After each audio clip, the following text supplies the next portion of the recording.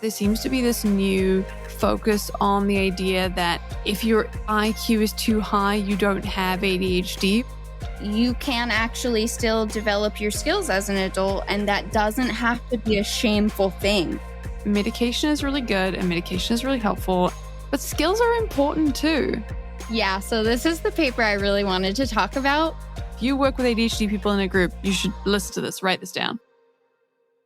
Hello, everyone. Today we are coming at you and we have two very exciting papers to discuss. We're going to be talking a little bit about parenting and also about CBT. So two sort of intervention style studies that have a lot of practical strategies that will hopefully be something you can use as soon as you finish this call. So how do you feel about today's session, Sarah? I'm ready to deliver on some practical strategies, really just looking at two sort of different kinds of treatments, but one that can work together. So yes, very excited. Definitely. Awesome. Well, the first paper we're looking at here is called 1 Year Follow-up of the Effectiveness and Mediators of Cognitive Behavioral Therapy Among Adults with ADHD. And this is actually from the Journal of BMC Psychiatry. So it was a very, very cool paper. I'll just say straight off the bat, it was a randomized controlled trial, which we don't often see in the papers that we've done. So very, very excited to see the gold standard of research being used here.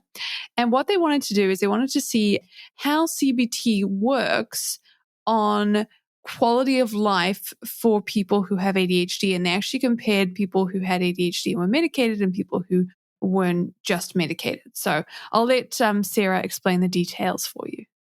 So first, I'm going to flag that this is a secondary analysis of the randomized controlled trial, which means that they sort of took data from somewhere else.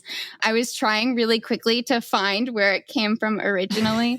Always trying to find those original sources, Sarah. Exactly. The original study was done at Peking University Hospital. Mm-hmm. And then the data was just sort of analyzed based on what they were looking for. Yeah, and that sort of thing happens all the time. Yeah, so they recruited patients from March 2019 to November 2019. They wound up with 98 medicated ADHD adults. Basically, they were looking for people who were still experiencing symptoms, even though they were on medication. And they wanted to see sort of what CBT's moderating role could be on that. Mm-hmm. Now, they had some interesting exclusion criteria. If you had an IQ of 80 or up, you were excluded from this study. Any kind of severe co-occurring diagnosis would complicate this. Severe mental illness, like requiring other treatments. But the IQ thing, I think, is weird. Do you want to discuss that? Yeah, it's interesting. It brings me back to a couple of episodes ago where we talked about IQ and ADHD. It seems to become, and maybe I'm just noticing it, but there seems to be this new focus on the idea that if your IQ is too high, you don't have ADHD, or at least you're not the person with ADHD that they are trying to measure, which is interesting. So somewhere along the line, someone must have done studies, and we've seen a couple of them, on people who have high IQs and decided that those people aren't going to fit the results that they're looking for, basically. And there's some indication that that might have something to do with working memory. But like we discussed, it could also be a cultural thing. It could also be a different kinds of other things that I won't go into here because there's so much controversy around IQ. But basically, it's interesting. It's very interesting. I just did a little time hop to the limitation section, and it's not addressed here. So yeah, it's not a perceived limitation. Well, for some reason, they must, if we look at what else they had excluded, they excluded severe medical issues. And for some reason, they've just decided being intelligent, according to those IQ tests, is just another thing. Would moderate the... Yeah, that would moderate the results. But it is interesting, and we will keep an eye on the IQ stuff because I think it's important. I have never done one of these IQ tests. These are very American. We don't really do them here. So the idea of knowing what your IQ is in the beginning, in the first place, is something that doesn't really come up as much. Yeah, that's not my experience. Yeah, we can totally move on. I mean, there's not much to discuss in the measures conversation. Other than to flag They have a really lovely picture on page 4 of this actual paper. So we love a visual diagram showing how many people they contacted, 372. And then they ended up with 98 randomized groups that they divided into 49 people who had the CBT and medication, and then one group who just had the medication. So do you want to take us through a little bit about those measures? What was the CBT and medication? Yeah, so they did a lot of baseline measures, looking at ADHD symptoms, depressive symptoms, automatic thoughts type of thing, and then overall quality of life measures. All stuff we've sort of seen before. One of the groups had just a post-treatment assessment because all they were doing was taking medication. And then the other group who did receive 12 weeks of CBT. Yeah. I wanted to flag the CBT because I was really surprised that they said, and I will reference the actual paper here, they said the 12-week CBT program had a detailed introduction, the modules on organization and planning, coping with distractibility, restructuring maladaptive cognitions, and dealing with procrastination were mainly discussed. To which I say, is that CBT or is that coaching? Because that doesn't feel very CBT. Like the maladaptive cognitions is what I remember from CBT, but the other stuff I'd never seen in a CBT focused intervention. That's really interesting. Honestly, I don't have expertise specifically. Like I never received any kind of training on CBT. I guess that's a conversation I'm not ready to but I love it. Maybe they're rebranding themselves. I actually, you know what? I'm going to look it up right now because if you look up like what is CBT, and when I studied it, and to be fair, I studied CBT a while ago when I was in university, it's focusing on the idea of maladaptive behaviors, the idea that, what you think affects how you behave and how you feel and kind of trying to go through that. So unproductive thoughts, replacement lists, noticing and replacing, negative thoughts with positive thoughts. I'm probably really annoying anyone who actually knows CBT right now because I'm being very basic. And if that's you, you should come on the podcast and tell us about it.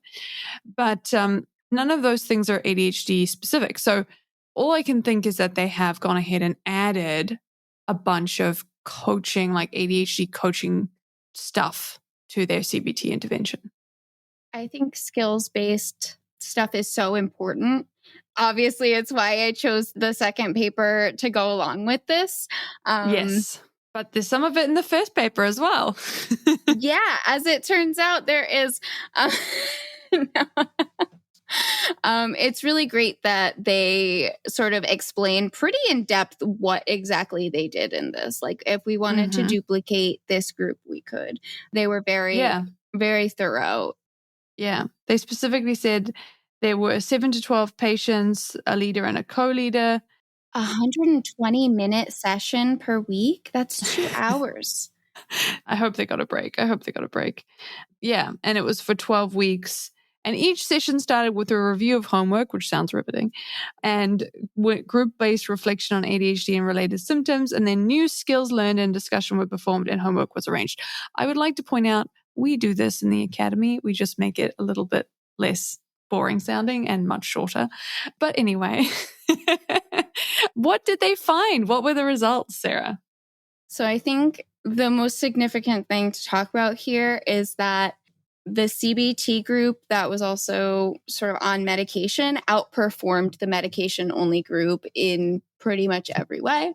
There was a reduction of ADHD symptoms, a reduction of depression symptoms, negative thought patterns, and an improvement of overall quality of life. These were all sort of significant at the 1-year mark. Which is pretty amazing that they got that, like, long-term result. Absolutely. Like, I don't know very many studies that follow up at a year past. After not a long time. They only talked to them for like 12 weeks. Yeah, exactly. But I can't get away from myself this time.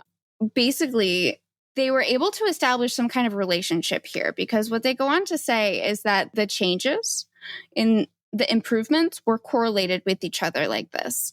So they were able to see that the effects of the CBT on overall quality of life was mediated through the other things, like the ADHD symptoms, the depressive symptoms, and things like that. So when those improved, the quality of life improved. And that's really cool. Yeah. Yeah. That's really cool. It's awesome. I was very proud to read this in some ways because it was a nice reminder that medication is really good and medication is really helpful. And for those who need it, it's amazing. But skills are important too. And especially when I saw the kinds of skills they were learning, it was very, very cool and very exciting to see some gold standard research into what they had found. And, you know, with a 1-year follow-up, randomized controlled trial, like those are big, big ways of doing things. And so, yeah, very, very cool to see that. That's solid evidence. Don't be surprised if you find this somewhere on our website at some point, because it's really cool, you know, because they talked about it as CBT, but when you look at it, it's a lot of like just learning about how your brain works and ways to support it. Yeah, absolutely. I sort of wonder if the push to rebrand some other aspects of behaviorism also influenced the development of CBT in this way. What do you mean? To focus more on the skill-based like techniques and like developing real practical strategies and like checking in and providing that accountability piece. I mean, it almost seems like the collaborative process is really what they were studying here. It's something that we've noticed as well. It's like, you know, you can work with someone individually for a really long time, but when they work with the community and start to see how everybody thinks, it sort of seems to unlock something that I think is such a helpful way of sharing, and it can help with skilled learning for sure. It's a different type of support. Yeah. People who get it. And you can say that and you can be like, oh, people who get it, duh. Like, yeah, I know what that would be like. But like truly you do not. Like, it's so crazy. It still gets me sometimes, and I've been doing it for a while now. We know that ADHD can feel overwhelming and frustrating, and that's on a good day. And we don't want anyone to have to navigate that alone. That's why we created the ADHD Academy, where adults with ADHD can meet, join, share stories, and support each other in a judgment-free way. If you want to connect with others who truly understand you and learn research-based strategies to help you feel more in control and build momentum in your life and work, you found the right place. Together, let's transform your ADHD challenges into strengths. If you'd like to know more, you can click the link below to join us in the ADHD Academy. Hope to see you there. Okay, so now we have another very, very interesting study as well. Both of these studies were very, very cool. This one looked at parent training tailored to parents with ADHD. As a parent with ADHD, I was instantly like, oh my gosh, you found a good one. They wanted to know about how to improve parenting skills with adult ADHD. And this is from the Journal of Attention Disorders, where we get so many of our papers. And what they wanted to do was, it was a feasibility study for a parent training program designed for parents with ADHD. They said that they are not aware of any study that has investigated whether it is feasible to tailor parental training protocol itself to better respond to the needs of parents with ADHD. And they had a list in here that we were so excited about. So Sarah, do you want to take us through a little bit about what they did? Yeah, so this is the paper I really wanted to talk about. The other one I sort of found to round out the conversation, right? Well, I loved the first paper, so we both... To each their own, you know, we probably have different tastes in ice cream as well, boys and stuff, you know. Anyway, there's a lot to talk about here. So I'm going to do my best to scope this. Basically, what they did was cooperatively with the parents come up with a program and then actually do the program and then rate the program. They said they were mostly looking for like satisfaction of the parents on the program. Yes. And they were less focused on like improvement outcomes because like children improvement initiatives has been done. But like adult supports, you know, in this very functional and practical way, just don't exist in an Yeah. abundance. You're like, did this make you feel horrible and like you were a bad person at the end of it? And that is exactly why they had this wonderful little piece that I have to shout out. I was reading it again this morning, and on page 534, they just mentioned as part of the design of the program that sandwiches were offered at group occasions. I'm so glad that they brought sandwiches. I couldn't help but laugh when I saw that they felt the need to put that into a paper that probably had a very, very rigid amount of words that you could put in. So, Sarah, do you want to take us through, I guess, who these people are? And then we'll talk about, the list, because we want to get to the list. All right, sure. So, very, very limited sample, as you would imagine a program like this. So they ended up having sort of 16 ADHD parents. The exclusion criteria was sort of having diagnosed autism or intellectual disability, in stark contrast to the other one. And basically anybody else who was in urgent crisis and needed more urgent intervention. That's the easiest way to say that. So yeah, essentially they wound up with 16 parents, all diagnosed with ADHD. They said they did not independently verify diagnosis. They just, in quotes, trusted the previous diagnosis and assessments that were done. I guess. Yeah. And the program essentially was for ADHD parents who had an ADHD child that was between the ages of 3 to 11. Nice. So quite a good age range. So that is me. And almost me. It will be me in like 6 months. You're so close. Yeah, they were pretty nice groups. It was like up to 9 participants, 2 facilitators, an occupational therapist, and a psych professional. Just a lot of different supports in one room. I appreciate the need for both. 100%. They got some weekly group sessions, including what they called a booster, which is basically just like a bonus, I think like an emergency or whatever.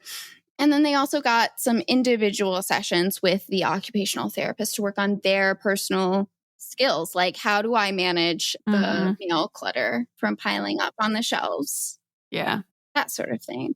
It's pretty fun because, once again, this was a great paper because I was like, wait, we do this. We have group sessions and then you can do one-on-ones.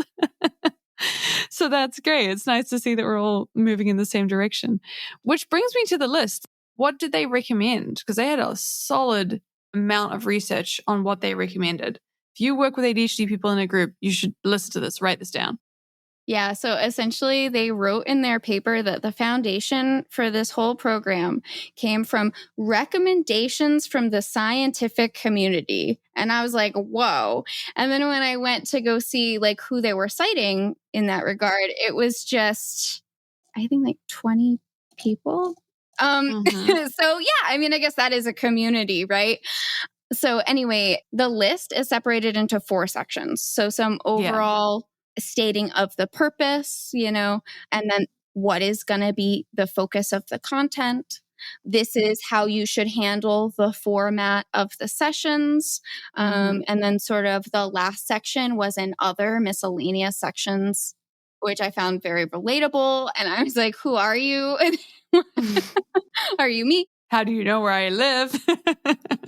Yeah. But if we wanted to get really specific, the overall objective here is to recognize that adult ADHD symptoms can make it difficult to translate knowledge and plans into action, as well as to organize, actively participate in, and independently implement complex interventions. Who knew? I'm shocked. But it's so great to see it here. It's so great to see it. So I'm just going to dip into this. They mentioned, some things that I highlighted was they said using a hands-on skills-based approach was really helpful, which is so true and something we talk about all the time, that, some of those bigger dense pieces can be hard to really learn things. They said using short instructions, real life examples, interactive or fast-paced learning. We love the fast-paced, including booster sessions, maintenance sessions. They also said with the other, and feel free to shout out what you noticed as well. They just said keep it simple, straightforward, consistent. We love that. Yeah, I love that. They also suggest having like basically a support group component to it. They suggest allow parents to share successful strategies and solutions, also to help normalize those experiences that are less than positive. Exactly. Yeah.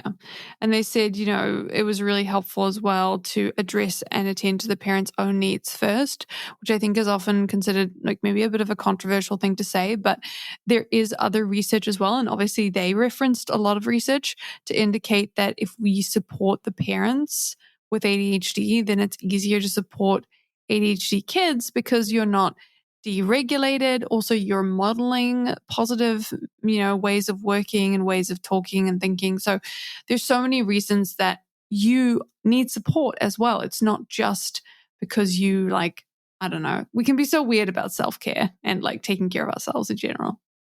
The platitude that I always use here is you have to put your own oxygen mask on first. I mean, they say that still to this day. I don't know if it's really true. I would imagine so, because otherwise you'll pass out. But yeah, I mean, it's super important for the parents to be healthy because, if your body deteriorates, then how are you supposed to take care of your kids' needs, let alone like basic needs, let alone implement like behavioral interventions? Yeah. Also, your kids are watching. If you're saying like, hey, here's all the support for you, but you're not giving it to yourself and they know you have ADHD, it can send a little bit of a complex message. And I understand why people would do it. I mean, we have busy lives and we have to make decisions and, sometimes very quickly. But if possible, taking care of yourself is also great. And yeah, this is what these people were doing. They were using this additional therapists with good knowledge of ADHD. They also mentioned incorporating CBT or mindfulness training, which is kind of a throwback to the previous article, which did CBT by way of skills. So technically these people are both doing very similar things.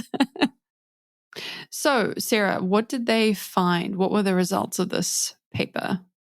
So basically, this study protocol received rave reviews. It was deemed feasible in terms of acceptability. There were like very high active participation levels. And most importantly, there was no evidence of unintended harm caused by the program. That's pretty important. I've never seen that before, but that's important. That's such respect for like even considering. Sometimes it can be so easy to like forget that happens still. Yeah, but it does. It definitely does. So all but one completed the program, which is fantastic. 14 out of those 15 gave it the highest marks across the board. And then sort of in the post-treatment phase, which was right after, unfortunately, it wasn't longitudinal in any way, there were higher self-efficacy scores, lower reported stress, and lower reported home disruption. Although the authors point out that there was no statistically significant decrease in child behaviors, it was more about like the parents' perception of the behaviors as being less problematic. That's so interesting. Yeah. That screams coping mechanisms to me, but I think you have a different view. Well, I did wonder a little bit if it was also, like we talked about the idea of understanding your ADHD. And look, we don't know, but it's possible that if you took a course to understand ADHD in general, for the parents, it might be helpful for them to understand that a behavior that they might have seen as problematic may now be viewed as being a method of dealing with a certain situation in an ADHD way. And so this might be a factor. Like as a result of the normalizing conversation that are happening in that group. Exactly. We were talking about things like if your child doesn't like to sit at the table and, maybe there's an understanding of how that works and the importance of movement to support working memory and things like that. Maybe people aren't looking at you and maybe a better understanding of like how they can be overstimulating for some people. So there's lots of different ways that this may have had an effect as well. I think that's amazing. Yeah, well, that's kind of how it works. Like when we do group sessions, it's like a combo. It's like you learn the skills and you feel better in that way, but you also feel better about who you are and the people around you, and you feel better in that way too. So it's kind of like a little bit of both. Yeah, the authors are pretty much like, these findings support the value. We should do this more. Can we do a randomized control trial? And also, can we follow up on these people like a little bit longer term? Yeah. And if they do, we will find it and we will read it. Yes, I'm very excited to see like actual stuff like this because, while there may actually be some parent training programs out there, there's probably not a whole lot that is collaboratively created with the ADHD parent. It's important. The scientific community says, I've got a list of names. No. So yeah, I really think that we should be looking at that. And so I was just so excited and I'm so happy we got to sort of chat about this together. Definitely. Should we chat limitations before we head out? Because we should talk about their limitations. There's a couple of them. For sure. I mean, the first limitation that they state is that the fathers were underrepresented here. So there were only 19% fathers in the group, which is probably in line with other scientific research. Unfortunately, these people all self-selected. They said they may have been like more self-motivated to be actively participating and like, they really wanted to be there. Okay. Fair it's enough. A limitation, guys. Yeah, again, they didn't independently confirm the ADHD diagnosis, but they do argue that their sample is, quote, representative of other clinical research participants. So they were looking at like the percentage of people who had co-occurring diagnoses, med status, job status, other things. And it was consistent with like sort of other average samples. So like larger samples. So they didn't say that their research could be generalizable, but they did try to say that it's like kind of in some cultural groups might be. Yeah. Well, I think when you compare it, when we pair it in the way that we did with the other paper, I think the generalizability becomes a little bit more evident.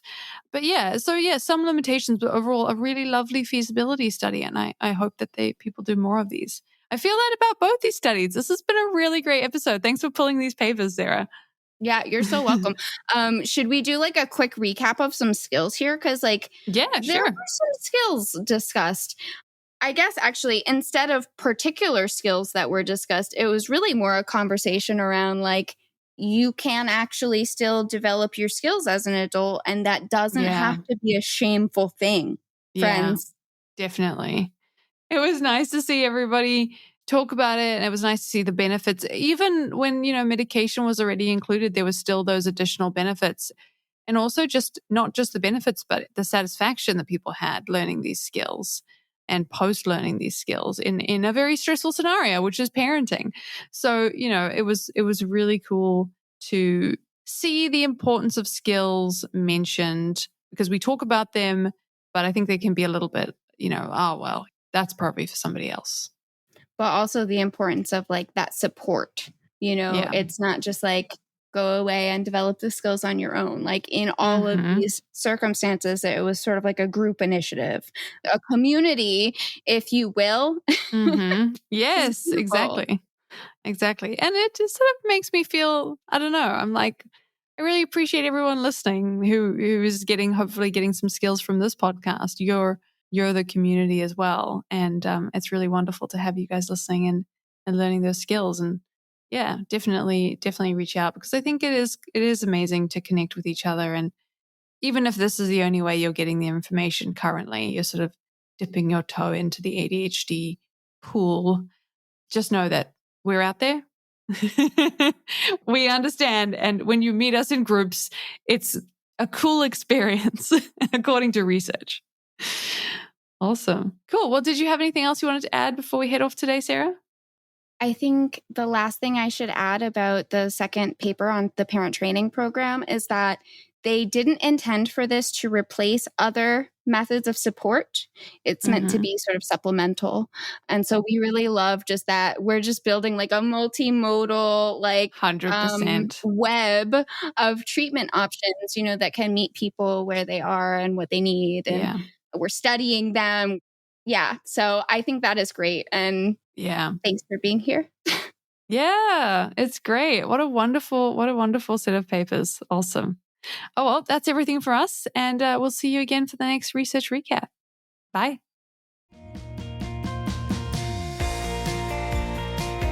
Thanks for listening. If you'd like to reach out or connect with us, you can leave us a message at admin@unconventionalorganization.com. You can also find out more about our ADHD coaching organization, read our free articles, or sign up to our online courses at unconventionalorganization.com. That's organization with a Z or an S. They both will get you there. If you'd like to learn more about what we discussed here today, or you want to read the transcript, you can find that at our show notes page at unconventionalorganization.com. If you've enjoyed this podcast and think someone else might find the strategies and stories helpful, the best thing you can do is share episodes using the share button in the podcast player, or leave a 5-star review on Apple or Spotify or your podcast player of choice, letting them know why you've benefited from this podcast. Thanks so much for listening, and we'll see you back in the ADHD lab next week.